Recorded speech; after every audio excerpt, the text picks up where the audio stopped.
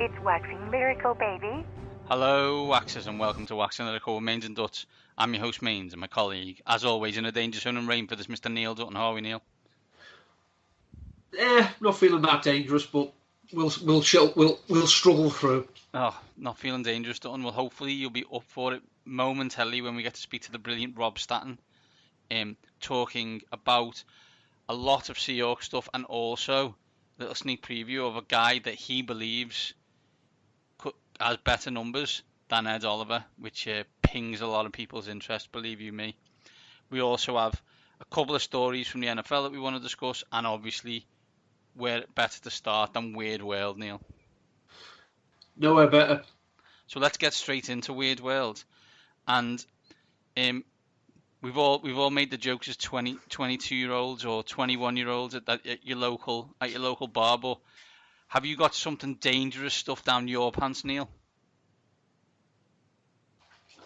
Not since a certain medical procedure, but Okay, well, this guy certainly has. US thief steals chainsaw by stuffing blade down his pants. Did Wesley Snipes agree to this? A California business owner has released surveillance footage of a man stealing a chainsaw from his store by stuffing the blade of the power tool down his pants. RG Equipment posted the video as well as an enlarged image of the culprit to Facebook in an attempt to track down the thief. The video shows the man take the chainsaw from a display, stuff the blade down the front of his pants and cover the engine assembly with his jacket. That is a man who either has got a lot of confidence in the way he walks or could be the stupidest human being on the planet. The great eunuch thief strikes again. It's not something that if I was planning on stealing it, A, I wouldn't steal it, and B, it's not something I'd put anywhere near the old fella. Shall we say, I don't care how confident you are and how much you need this chainsaw, I'm not putting it there. Yeah, it's like, is there a plan in place? Has he gone for like some kind of cricket-style box on the case to say, yeah, I know what I'm going to do. I know I'm going to get into the stores. You think he's cased the joint as he looked at the length? I'm talking about the chainsaw here. Obviously, to try and understand what's going on, I don't know. I'm a bit like, this is chaos. You know, I once saw a lad go to shop in a pair of shorts, with no pockets, and steal 10 chocolate bars. But, you know, this is next level. Yeah, the worst thing you're going to get there is melt. Exactly. You fall, you trip, game over. Game well and truly over. This is no. Forget the baritone. Forget about you're singing soprano from now on. It's game over. Don't let's move on. Yeah, please. Before we get ourselves so much in the 18 category that we literally can't post the podcast. Would you ever buy a haunted town, Neil? A haunted town? Yeah. Well, This Indiana town only has 3 residents, and now it turns up for sale for $3.8 million. Right, no. There's a problem. If there's only 3 residents, they should be looking to give this town away if there's a problem. They want 3.8 million. I don't even need to know what the rest of the story is. No. You're going to find out anyway, because that's why I put it in the show. The town of Story, Indiana, ironic. A likely story. Has quite the story all of its own.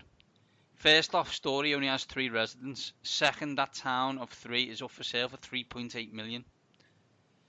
Story's origins date back over a century to a young doctor named George P. Story who moved his family from Ohio to Brown County, Indiana, a rural enclave nestled among the acres of rolling forest that was originally acquired from Native American tribes at the turn of the 19th century. I'm just going to make... Acquired. Yeah, I was going to say exactly the same thing. For those who don't know, me and Neil have absolutely put in acquired in inverted commas there. And if you don't know why we put that in, you probably think that the Crusaders is an okay name going forward for your teams. In 1851, Story received a land grant of 173 acres from the government to settle a town, which fittingly named after itself. Over the years, the town of Story grew and topped more than 175 residents, but Story but the depression ravaged the country. So it's basically a ghost town now. The town experienced a small revival, but in 1999, someone purchased the town, and he's now only allowed 3 people to live there. Still seems a lot. Allegedly, the ghost is the resident's wife, Jane's story. She's called the Blue Lady. As someone who lived in Liverpool for the first 35 years of my life, there is nothing worse in the world than a blue lady. Yeah, the Blue Lady, you know, a blue story, as it were. Yeah. Was it Debbie from County Road? Debbie from Kirkdale. Yeah. All up in your grill, giving it, and if you know your history, as the beating. See, it's one of those. It's like if you watch certain kids' TV programmes, and especially one set in a Welsh fishing village called Pontypandy, you look at the scenes in Pontypandy, and you see there are streets upon streets upon streets of houses, but there's only about 10 people who live in the whole village. Now, whether that's because they've all been slaughtered in fires caused by Norman Price that Sam couldn't get to in time, or whether it's actually just like midsummer and no one wants to live there anymore because they know there's going to be a fire. Maybe that's a similar thing that the Good People's Story have got going for them. Do you think it's the same for like Paw Patrol, where that's got loads of houses, but the only people who live there is a dude on a boat, a guy who's got a load of dogs, and the mayor? The mayor, who's deputy mayor, is a chicken. Yeah. There's definitely something in the water in Adventure Bay. I wouldn't actually be surprised if it is quarantined from the mainland in America because some kind of weird, crazy shit went down, which is why a 10-year-old and his army of dogs are the sole civil authorities. But I went into this with Damashek the other week, so let's not. Let's move on. They're the Weird World stories this week. As always, if you've got an interesting Weird World story that you would like to share with the world, please tweet it to us at waxing_lyrical. We do love them. There are some classics out there. And we've managed to do 2 this week, and not one of them was Florida. Fantastic. Neil, let's go on to... Yeah, exactly. Up your game, Florida. Can't believe we've done that. Florida's basically just gone hold my beer right now. Good. Neil, let's get into NFL news, but not like football news because that's boring, right? Let's get into the deep weeds of, National Enquirer nonsense. First things first, give me your thoughts on the JETS, Jets new uniform. I really don't like them. I don't like that shade of green. I think they look like Chilean. I like the shade of green on the socks, but not on the jersey. I like the uniform, the colours, whatever. But I actually like the way the uniform is designed. I think it's better. I think it's a bit more old school, quote unquote, than it was originally. They were garbage in the other one, so let's change something up. Do you know what I mean? I've got nothing necessarily against it. Well, they did. If memory serves, they did get to the AFC title game in the first year in their now old uniforms, so might give them the boost they need. They need something, and they could probably do with their quarterback being good. That would also do with them not being so ugly. I don't think you can stop that, Neil. I mean, I'm no oil painting, but Sam Darnold is not a pretty human being. He's not the best, that's for sure. Got a face like a foot. Face like a foot. Not really sure what that means, but okay. Next question, Neil. Have you ever screenshotted DMs and then posted them on social media? No, because I'm not an arsehole. Well, you are, but you've never done that to prove that you're an arsehole. Special kind of arsehole. What is Antonio Brown's game? Like, what's his problem? I think he's lost his mind. It's as simple as that. When I spoke to Matt Kelly a few weeks ago, I said, will he come to regret this? And Matt was of the opinion, no, he made a business decision. He didn't want to be in Pittsburgh anymore. He wanted to go and work somewhere else, which, yeah, I can understand is fine, but his behaviour is now bordering on the unbalanced. And if I'm Derek Carr, I'm now not looking forward to the season thinking, I'm going to throw one pass his way, it's going to get intercepted, and I'm going to hear about it. I have no margin for error with this guy, because by all accounts, if you look at any tweets of Juju Smith-Schuster. You see him playing touch football in a shopping mall. You see him learning to ride a bike. You see the celebrations back in the day, you play hide and seek with Le'Veon Bell, and you see the DM that he sent Antonio Brown. But this is the guy you have a problem with? I don't get it. I don't get it. It's one of them weird scenarios where I don't know. And if you remember the T.O. trajectory, this has very similar themes where T.O. wasn't an absolute and total prick when he first started. Actually, he was pretty quiet and hidden behind other people. But the more famous he got, the more of a prick he became. And then he just became completely unmanageable. And I wonder if, in 2 years, Antonio Brown's on a different team, being a prick somewhere else, like Dallas. Yeah, it's as Wes pointed out, though, T.O., his behaviour was self-destructive, and people got caught in the, in the shockwave of his explosions, whereas Antonio Brown is going after people, which is more vindictive than anything T.O. did. T.O. was egocentric, but this is vain narcissism, if such things are possible, and it's concerning. All these people are coming out and saying, like Jack Del Rio, for whatever, take his opinion what you want, going out saying he has already shown now he's going to be a problem, and it's a question of John Gruden didn't really want Khalil Mack to be a distraction when all he wanted to do was get paid, and now you got this guy. I'm sure. Worry. I'm sure Antonio Brown and John Gruden are going to get on swimmingly, and there will be no combustible elements related to either of them throughout the whole of the tenure. Now, bear in mind, I told you when I still lived at home, the one thing that could unify my dad and my sister arguing was them ganging up on me. Of course. That's Derek Carr right now. When Gruden and Brown disagree, which they will unite to blame Derek Carr. Yeah, true, Neil, true. Final story, and I think if I had a breaking news sound, I think I'd put it here. Breaking news: people in the Green Bay organization thought Aaron Rodgers was a prick and Mike McCarthy was really, really bad at his job.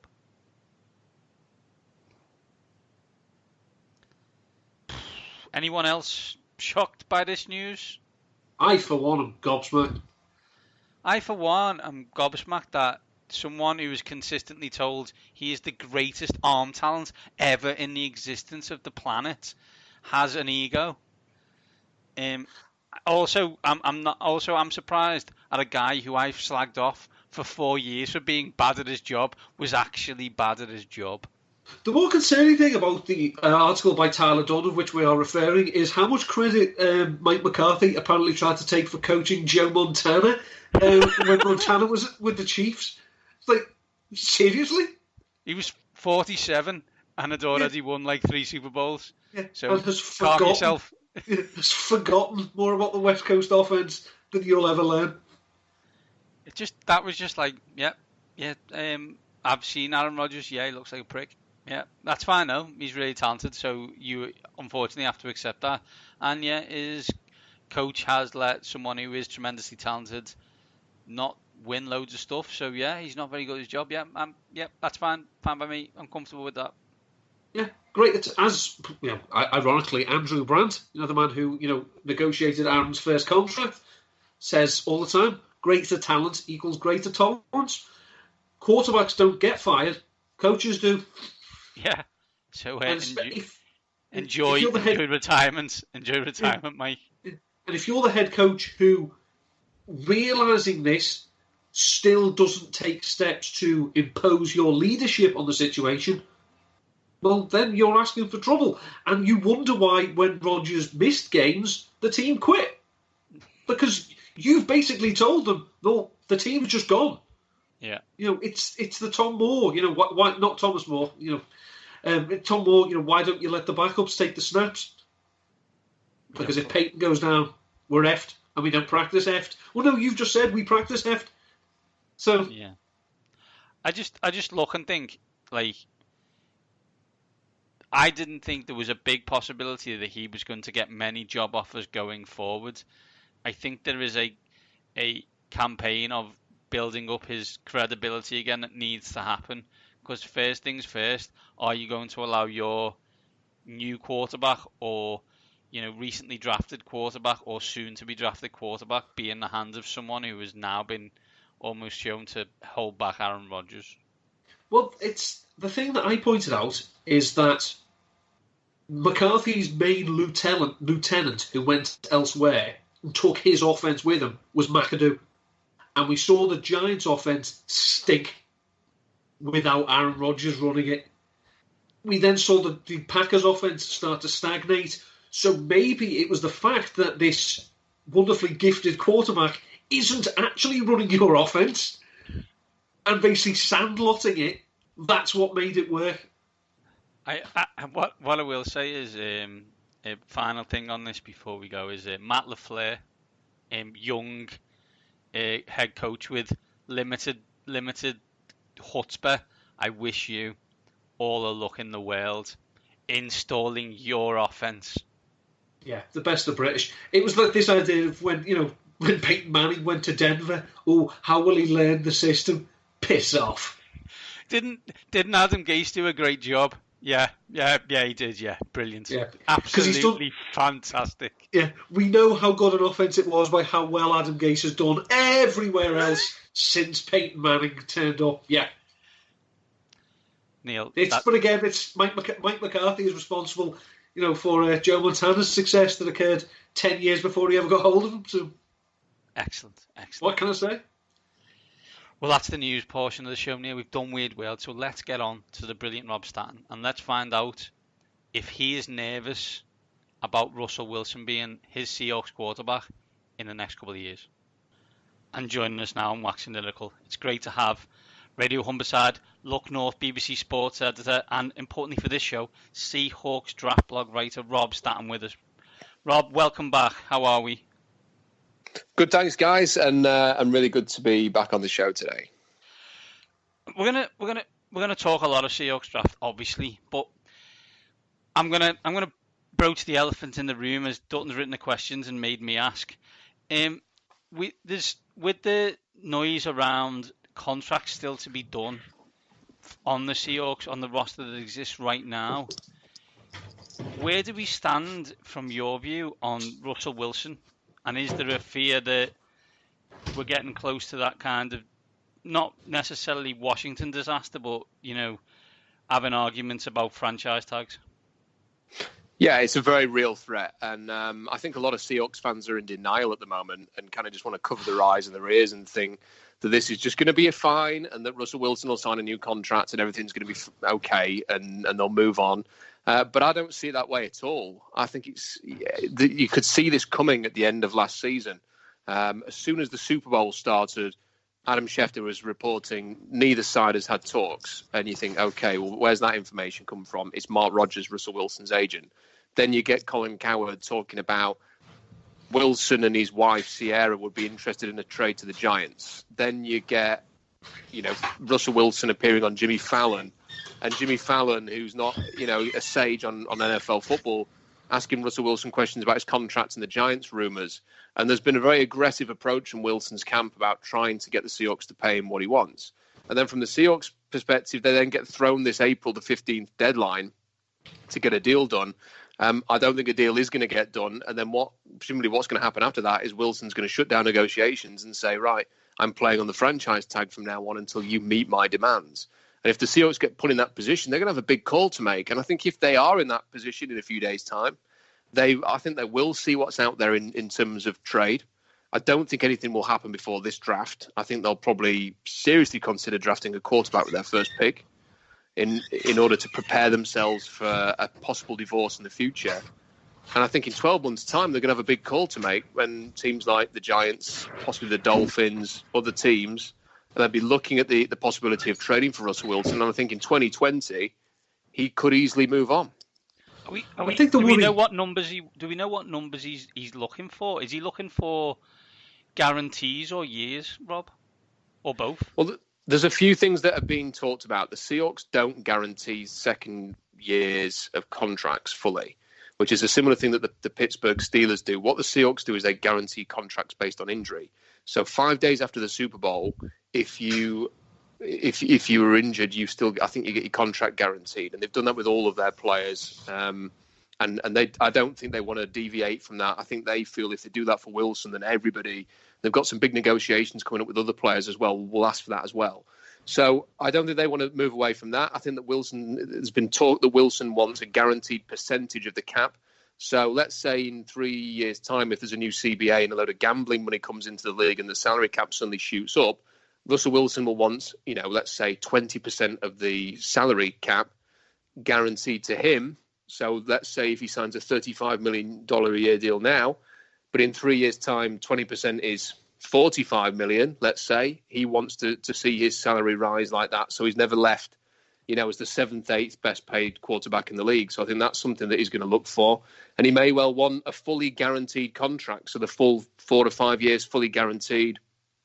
And we've seen quarterbacks do that recently, with Kirk Cousins being the best example of that, who got a fully guaranteed contract with the Vikings. So I think those are the things that he's looking for. And I just think the Seahawks say, you're going to have to compromise with us, and I'm not sure that he's willing to. I mean, the naysayers would say that, considering the criticisms of the Seahawks offense last year, paying a quarterback, even one as special as Russell Wilson, making him the highest paid player in the league, is counterproductive, considering that the Seahawks don't want him throwing the ball. They want to lean on the run. So, I know Russell Wilson obviously is a fabulous player and makes the most of his limited opportunities with how ridiculously efficient he is. But the argument could be made that for the job the Seahawks want him to do, they could bring in a cheaper, younger alternative and, as you say, get an absolute king's ransom for him. That is one thing that gets talked about a lot. I think the one thing the Seahawks will sort of counter to that is that the way that they play is pretty conservative and it's pretty run-focused. But when they take their shots and they do like to throw the ball downfield, they do it an awful lot. Pete Carroll's big on the downfield passing game and go routes and trying to make big chunk plays downfield.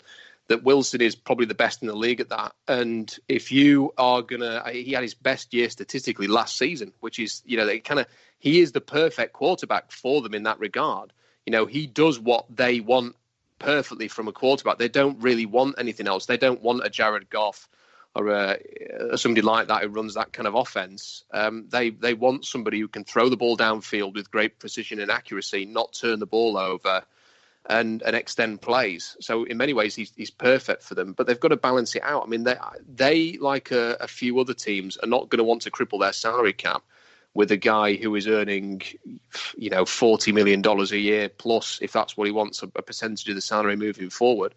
And I think that they feel that they can coach up and develop players. I think they believe, look, we've done it once already with Russell Wilson. They've built a legendary defense. Pete Carroll believes in him and his coaches to coach up talent. I think he's treating this a little bit more now, following the collapse of the Legion of Boom, like a recruiting class where you get sort of 4 or 5 years with the group and then you move on. I think that's going to be his approach moving forward. And I think they are considering all options. I think that if you gave them a choice, they'd sign Russell Wilson to an extension and they would move on with Russell Wilson. But if it's just not possible, they'll move on. So we move on now to the draft, and we'll obviously assume, as you say, that a deal probably won't get done before April 15, but let's assume that Wilson is under centre or in the shotgun, however the phrase should go, the modern NFL, in week 1.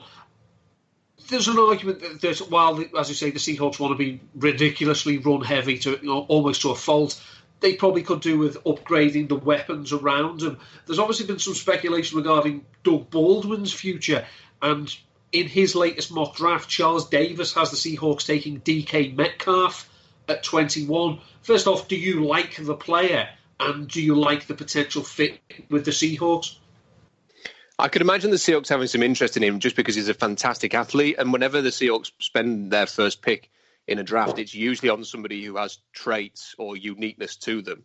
And DK Metcalf, with his size and his downfield speed, would be a fit. They love to throw the ball downfield, and the fact that he can run a 4.33 at that size, his best route is a go route, and that's what they love to do. So, in that regard, he is a fit. I think there are major question marks that I have about him. There were far too many concentration drops at Ole Miss. He's sort of lazy route running across the middle. He's not very good at separating. He needs to be able to run downfield and play in an offense that enables him to do that. They do need to receive as a position that the Seahawks will seriously look at in this draft, because they have, as you mentioned, Doug Baldwin, who may not be there, and then they've got a collection of guys who you kind of put question marks around. So there's Jerome Brown, who was a bit of a bit part player last year. David Moore flashed at times, looked like he was going to be really good, and then disappeared in the final few games of the season. They've still got Tyler Lockett, but apart from that, they haven't really got much else. And they've got a collection of tight ends who, you've got Ed Dixon, who's in a contract year, Nick Vanette, who's in a contract year, and Will Disley, who's coming off a very serious knee injury. So they don't really have the weapons, whether it's Wilson or anybody else, around them. So I do think they'll draft a receiver at some point. It's just whether it's going to be that first pick, or as they've often done, whether it's going to be sort of rounds 3 to 4 where they look. It really depends how deep they view this receiver class. Obviously, as you mentioned, the tight ends there. It's to be honest, I mean, even back when they had Jimmy Graham, they haven't had an awful lot of production out of the tight ends. You've got Disley, who started well last year. I think that surprised a few people because of the role people thought he was brought in to do.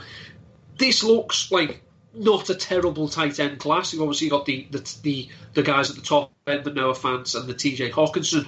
Do you see them potentially being of interest at the range where the Seahawks are picking, or if the Seahawks really want a tight end, they'll wait till much later to get one? I think they'd love Hawkinson. I think he's probably going to go number 7 to Jacksonville. I think that they're going to put Nick Foles at the top tight end and feel good about that. Noah Fant could be of some interest. The Seahawks generally like tight ends who have run a sub 7-10 in the 3-cone. And you look at that, and even guys like Will Disley, who weren't great athletes, actually ticked off that box. So when you look at the combine and the way that everybody tested, there were only 3 tight ends who actually ran a sub 7-10 in the 3-cone. One was TJ Hawkinson, one was Noah Fant, another was Caden Smith at Stanford. So Caden Smith might be a name to look at later on in the draft, could possible day 3 option for them. The other guy that may be worth keeping an eye on in that regard is Dawson Knox, who didn't run at the combine, but then at his pro day did run a fantastic 3-cone. I think he would have been the best amongst the tight end class. And even though he didn't have a huge role at Ole Miss, he does seem to be building some momentum here as a possible high day 2 pick. So, I mean, it really depends. I don't think they're going to spend their first pick on a tight end. I think the first pick is going to either be a defensive lineman, a receiver, or a quarterback, or even a nickel cornerback. I think that's a wild card option there as well. But I think they will, if they had more picks, or later on, they'll consider tight end as a need. In the standard fare related to the Seattle Seahawks, you may have heard this one before. Offensive line with or without Wilson, do you see any O lineman that you like, and do you see the Seahawks attempting to go that way early in the draft? Yeah, there's a few offensive linemen that I really like in this draft, and people like Drew Samia at Oklahoma. I think he just squares everything up. I think that's what you want, and Eric McCoy's very similar to that. He's a center at Texas A&M and squares everything up, and you just don't see that many guys who do that and just win with power, aggression. Sammy gets to the second level. I think that, if you want to see how good an offensive lineman is, stick the tape on when they play Alabama, and if they hold their own, then they're pretty useful. And that was what he did in the game in the playoffs. And there are others as well. Cody Ford, the other guy at Oklahoma, Ben Powers. You could pretty much run through the whole Oklahoma offensive line. Actually, they're all NFL guys. And Chris Lindstrom. There's some major potential there. There's a Chuma Adoga middle rounds. There's lots of guys that I would sort of single out on the offensive line. I think the Seahawks are done with their offensive line building for this year, though. I think that they were they liked what they got from their offensive line, and it was a major upgrade last year with Dwayne Brown at left tackle. He provided a solidity there and a consistency. I think Jermaine Ifedi had by far his best season with the Seahawks, and he's going into a contract year. They've re-signed George Fant, who they like an awful lot, and he's going to compete at right tackle and at guard, and will play a bit of tight end for them as well. They kept DJ Fluker, which was big for them. That was one of their big main priorities in free agency, was to keep DJ Fluker. They've done that. Justin Britt's a very useful center. And then they wanted to keep J.R. Sweezy. He went to Arizona, which was a bit of a surprise move. And they immediately brought in Mike Yapati, who's probably seen better days. Well, he has seen better days. But he knows the coach. He knows the O-line coach very, very well. He's well aware of his system. They want to be big and physical and run the ball up front. And they've actually got a bit of depth there. And, Ethan Posick can't get a look, and he was a second-round pick a couple of years ago. Jordan Simmons, when he was spelled, played games against the Rams, for example, and held his own against their fantastic defensive front. They like Joey Hunt at centre, and Ethan Posick can play there too. Fant, as I've mentioned there, they spent a fifth-round pick on an offensive lineman last year who got injured right off the bat, but they seem to like him too. They drafted him from Ohio State. So I think they've got a bit of depth, they've got a bit of competition there. They could potentially look at adding an offensive lineman on day 3, but I think in terms of high picks, it's probably unlikely this year. You mentioned something there, Rob, that I've heard a couple of times, and I think it's worth noting for the listeners, in that there's a high possibility that Kyler Murray goes number 1 to Arizona, and there's also a really high possibility that the offensive line he had in college with the Sooners will be better than the one he'll have in Arizona. Yeah. Absolutely. I don't think there's any doubt with that. And anybody who's watched Kyler Murray, now I love Kyler Murray. And at the end of last season, I was saying this guy's he's the most talented guy in the draft, that the Arizona Cardinals should take him with the first pick. And the Seahawks fans who are on my blog were like, that's not going to happen. They're not going to get rid of Josh Rosen after a year, but it looks like it's going to happen. And, the one, even me as a huge fan of Kyler Murray, would have to admit that he was barely touched last year. I mean, his offensive line did a fantastic job of keeping him clean. And he's not going to get that at the next level. He's going to be under a lot more pressure, a lot more duress. That would pretty much be one of the worst situations to go into in Arizona because their offensive line is not good. They've tried to piece things together. What they really could do with doing is having a whole draft focusing on the offensive line and then having Kyler Murray on top of that. It will certainly help them. I mean, if they can trade Josh Rosen for a relatively high pick in the first 2 rounds, that should help them because then they could draft Kyler Murray at number 1. They could spend 33 on offensive linemen, someone like Caleb McGarry or somebody like that, or one of these centers maybe, I don't know, and then get another offensive lineman with that second pick that they get for Rosen in the second round, and then you've actually got a few pieces. They've already got Justin Pugh, haven't they, and 1 or 2 others. I mean, that you'd start to see an offensive line there that might not be terrible, but they do have to improve there, and it is something that Murray really benefited from at Oklahoma, in a great O-line. I know that we won't get into it now, but there's, I'm sure they'll find someone really interesting at 15. Neil, do you want to give the next question before we talk Rosen to the Redskins and I start going off on one? Yeah, probably a wise idea. Just quickly back to the offensive line. There's 2 players that are projected to go quite high this year that also share the name with players who've gone high in recent years. There's Josh Allen, was it linebacker from Kentucky. Yep. And there's Greg Little, who I saw Josh Norris did mock to the Seahawks. Now, he could be the greatest left tackle of all time, but I remember the Cleveland Browns' Greg Little, so I really don't want any part of him, just based on the name. Just a quick question. It's just based on what you've seen. Obviously, one of the hardest positions to evaluate from the college game into the NFL is safety. Obviously, that's a position that has been synonymous with the Seahawks over the Pete Carroll era because of the Legion of Boom with Earl Thomas and Cam Chancellor. Obviously, Earl Thomas has gone now, missed most of the season. What is this safety class like, and could you see the Seahawks having any interest in any of them? So I've kind of gone a little bit back and forth with the safety class because when watching it during the season, it wasn't anything to write home about. And then they all came to the combine and tested amazingly well, miles better than anybody expected. A lot of them are running in the 4.3s and the 4.4s. They were doing fantastic on the explosive tests. Their drills were really good, and it warranted a second look. And, I'd gone back and watched a few of them, and it is, I think, a better safety class than I anticipated early on. It's a very difficult position to judge and scout unless you've got all 22, because more often than not, when you're watching the games on YouTube, for example, or watching them on the TV, the safeties are not in shot. So it's really difficult to sort of scout and watch them. One thing has changed a lot in college football, though, is a lot of the top safeties are now playing nickel. So Chauncey Gardner-Johnson at Florida was moved to a full-time nickel last year. Budda Baker at Washington did that. There are a few others as well. I mean, Quan Thornhill, a lot of his plays are up at the line of scrimmage and he sort of reads and reacts and chases.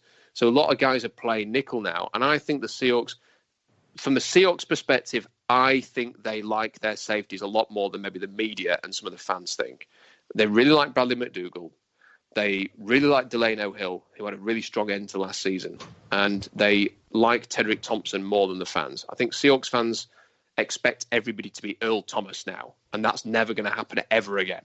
So no one will ever be good enough. It's kind of like when Seahawks lost Walter Jones. No tackle was ever going to be able to match Walter Jones. Therefore, they were useless, and that's what's going to be with safeties now.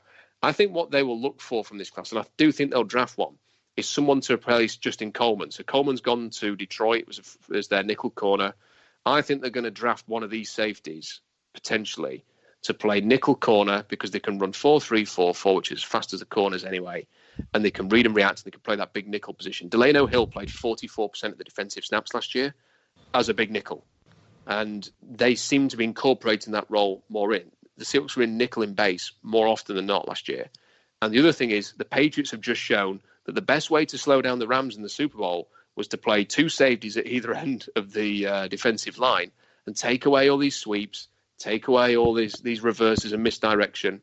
And the Seahawks, I think, are going to work on that, and they're going to draft one of these fast safeties, and they're going to do a bit of that themselves. Obviously, Seahawks have put Frank Clark on the tag. Rob, do you see them looking to replace him in this draft? I don't know if they'll look to replace him. I think they will draft a defensive lineman. They've not got much pass rush at all. They rely a lot on Frank Clark, and Jaron Reed was a pleasant surprise with 10.5 sacks last year, but he's not really known for his pass rushing and wasn't drafted for that. So they need somebody who can play across from Frank Clark first and foremost, and whether or not that ends up being a replacement for Clark in 12 months, if he moves on, I'm not sure. But they will draft a defensive end. I think it'll be somebody in that 270-pound range. There's a few guys. I'm not sure whether they're going to be drafting early enough. If they trade Russell Wilson, they will be. You know, they'll be in range for someone like Rashawn Gary then, and they'll probably go for somebody like that. But assuming that they don't trade Russell Wilson, then you need to be looking at guys like Anthony Nelson at Iowa, fits what they kind of look for. Charles Omenihu at Texas is a player that he fits their physical profile that they like. There are one or two others. John Kaminsky's a small school guy, but has got the profile that they like there. Zach Allen at Boston College has got it. They've got LJ Collier in from TCU, who hasn't got the physical profile that they like necessarily in terms of quickness and agility, but has got the pass rushing ability and the character and the grit that they do like, and he's coming in for a visit this week, so he's another name to keep an eye on. Last question, Rob, before you go. Who do you have any players in this draft who you think not enough people are talking about, and who you think where they land, depending on if it's a good landing spot or not, who you think could be really, really good, but as I say, no one else for whatever reason seems to be on board with? Wow, it's a good question. I think Rodney Anderson's kind of the forgotten man at the running back position because of the injuries, and I think that if he was healthy, he'd be a top 20 pick, top 25 maybe. And I think if you can get him healthy, if you get him in round 4 or 5, he's the Oklahoma running back, then he could be a star. I mean, he's got everything. He's got speed, he's got physicality, size, runs over people, he's got the breakaway speed. I think that Rodney Anderson's, for me, he's the best running back in the draft, and nobody seems to talk about him ever just because of the injuries, kind of out of sight, out of mind. But I think he's just a quality player who deserves a little bit more attention. I think Will Grier doesn't get enough talk, and I think if the Seahawks do draft a quarterback, I think it could be Will Grier. He actually had the strongest arm at the combine, which is strange because people often talk about Will Grier's arm strength being an issue, but what it is, it's a mechanical flaw. Kind of lifts his back foot up and he loses all kind of velocity, and he did it at the Senior Bowl. He did it in a few games as well. And it's something that would need to be fixed if he's going to be a more complete player. But actually, when he has the proper technique, plants his feet and sets, he's got a very good deep ball, and is probably the best deep ball throw in college football over the last couple of years. Prolific stats downfield throwing. It's exactly the kind of quarterback the Seahawks look for. And I think teams will like Will Grier a lot more. I think they'll say, okay, what are his main problems? The mechanics that loses velocity sometimes, and the fact he takes too many sacks. Can we fix those things? Yes. And there are other things that we will like and build around? Yes. So I would not be surprised if teams like the Seahawks, Patriots, they're going to be looking for somebody to draft and develop. I could see them having a good old look at Will Grier. And I think for me, if you were saying, who would you prefer Dwayne Haskins to work and develop with, forget what range you take them. Who would you prefer to work and develop as a quarterback? If you were to say Dwayne Haskins, Daniel Jones, or Will Grier, I'd go for Will Grier. So that would be the direction that I would go with that. I think that Cahill Waring, who's the tight end at San Diego State, is a brilliant player. Really good body control, great muscle definition, has got sort of the power and the size that you would look for. When I watched him, he just seemed to catch absolutely everything. And I think if you want to feature a tight end in your passing game, but you also want him to be able to do some of the blocking work in your offense, I think Cahill Waring's a player who deserves a lot more attention. I think Drew Sam is better than people think. I think he's going to go on day 2, possibly early day 2 as well. I think he's a really useful player. Is there anybody else? I'm kind of just looking through the list here. Tristan Hill at UCF is as explosive and as quick and might have had the best set of combine drills of any player at any position. He was superb. If anybody ever gets a chance, and I put it up on the blog, go and watch the way that Tristan Hill worked out the combine. It was incredible. He has got everything that the top 10 picks have got on the defensive line. He's got the length, he's got the size, he's got the agility, he's got the explosion, he's got the speed. He is a complete defensive lineman. And the only issue is that, one, he plays at UCF and not one of the bigger teams. And two, he was in the doghouse a little bit when they changed coaches. When Scott Frost went to Nebraska, the new coaching staff and Tristan Hill didn't see eye to eye. I think if you get him in round 2, he could end up being a star. And he's as explosive as Ed Oliver, and he is as agile and as quick as, some of these other guys, Quinn Williams and people like that. He's somebody, if you draft and develop them, that could be really, really good. In terms of the defensive backs, I think Marquise Blair is underrated. I think he's an incredibly quick, absolute hammer at safety, could play big nickel as well. Amani Hooker at Iowa, very intelligent leader, quicker than expected, big nickel type, could play a bit of safety. Byron Murphy at Washington's very, very underrated, not an amazing athlete, but has got a lot of potential there. And then I think you look at 3 cornerbacks for me that are better than, I think, forget Greedy Williams, forget DeAndre Baker.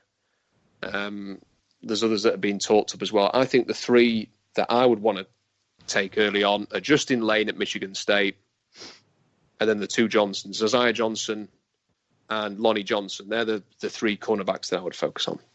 See, I go back to Cahill Waring. I wrote a bit about him for Player Profiler just after the combine, and obviously from an athletic point of view, he really stood out. And he's one of those.